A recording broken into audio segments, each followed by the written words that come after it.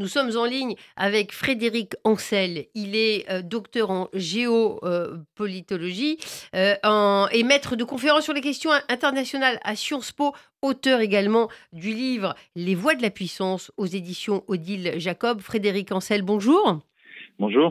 Merci d'être avec nous. Alors, avec la mort d'Ismaël Haniyeh, chef du Hamas, le Hamas perd l'un de ses tacticiens. Il va avoir du mal à s'en remettre, hein, d'après vous?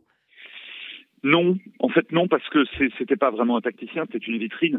Alors bien sûr, c'est quelqu'un qui, sur le plan politique, diplomatique, était assez roué, il avait beaucoup d'expérience, c'est vrai. Mais en réalité, le numéro 2 de la branche politique va remplacer le numéro 1, et si un jour le numéro 2 est abattu, le numéro 3 le remplacera. Donc ça, si vous voulez, c'est un peu la nuance en termes d'efficacité. Lorsque j'entends des observateurs, dont on peut comprendre d'ailleurs les réjouissances, parce qu'on a quand même affaire à un véritable terroriste, dire le Hamas est notoirement affaibli, non.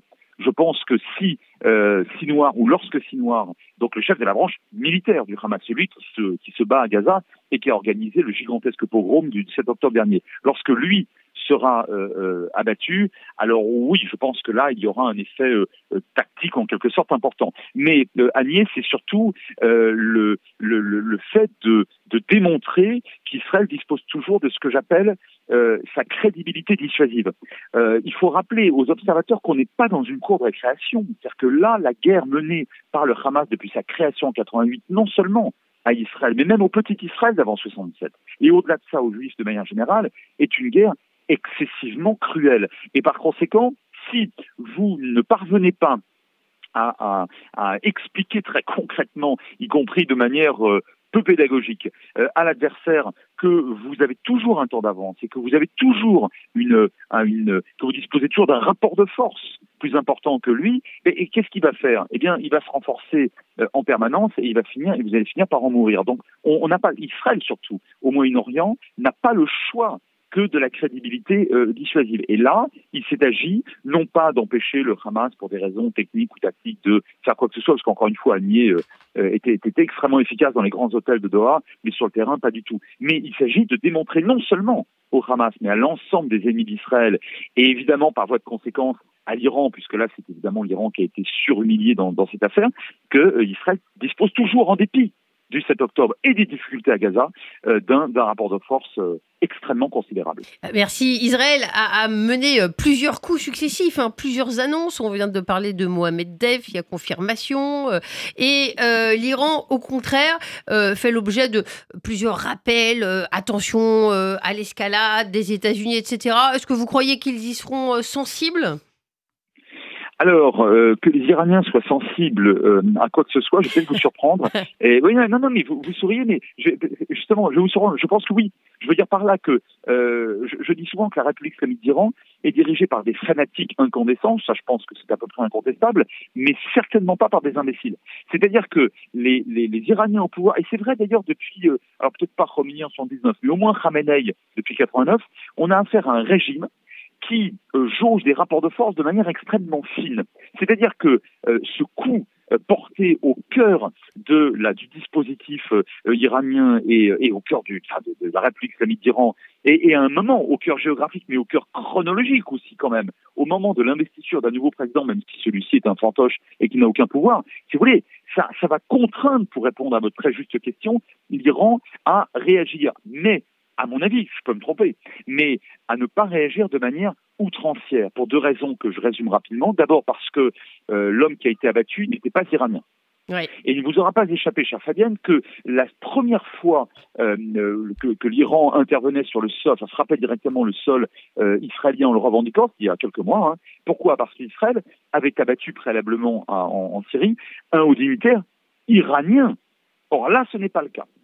Deuxième point pour lequel je ne crois pas à une réaction riposte, apocalyptique, ouais. Oui, en tout cas, voilà, surdimensionnée, c'est simplement, j'y reviens, parce que les rapports de force ne sont pas en faveur de l'Iran.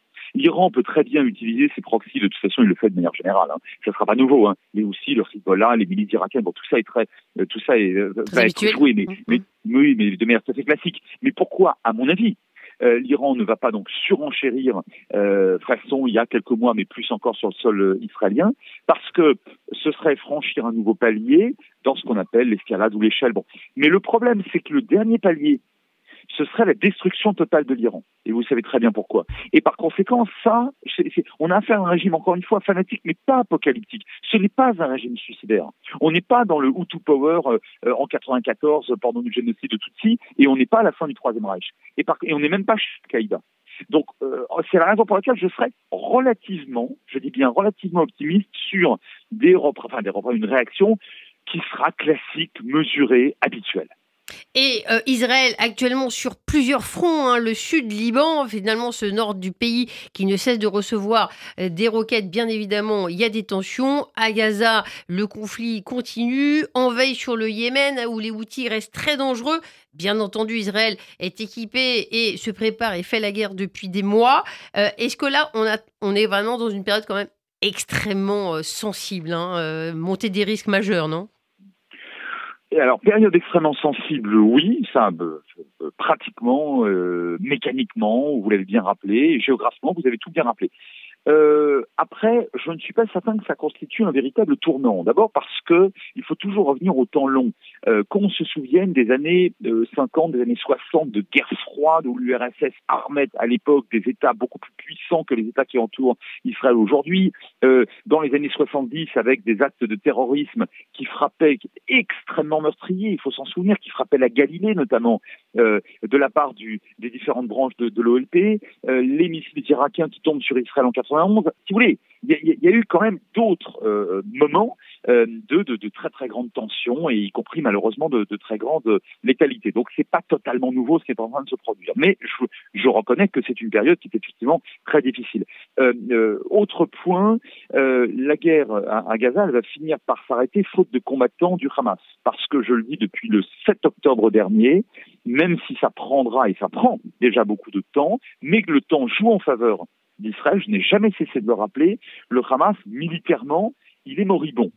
Et donc, le jour où il y aura d'une façon ou d'une autre, avec Sinoir ou pas, avec libération des otages ou pas, mais cesser le feu parce que, décrété par Israël, parce que faute de combattants sérieux en face, et la reprise de Gaza par l'autorité palestinienne, alors ce jour-là, qui finira bien par arriver, il y aura, à mon avis, mécaniquement une baisse de tension générale. Pourquoi ? Parce que l'Iran et le Hezbollah ne pourront plus légitimer leurs actions, qui d'ailleurs coûtent extrêmement cher au Hezbollah en hommes et en matériel, extrêmement cher, ne pourront plus donc justifier leurs actions de guerre contre Israël. Donc là encore, la paix malheureusement est souvent ponctuée dans l'histoire des nations par des guerres, mais il n'y a pas de guerre perpétuelle. Merci infiniment Frédéric Rancel de nous avoir accordé cette interview passionnante. Je rappelle, vous êtes docteur en géopolitique, maître de conférences sur les questions internationales à Sciences Po. J'invite tout le monde à lire votre excellent ouvrage « Les voies de la puissance » aux éditions Odile Jacob. Très bonne journée à vous, merci.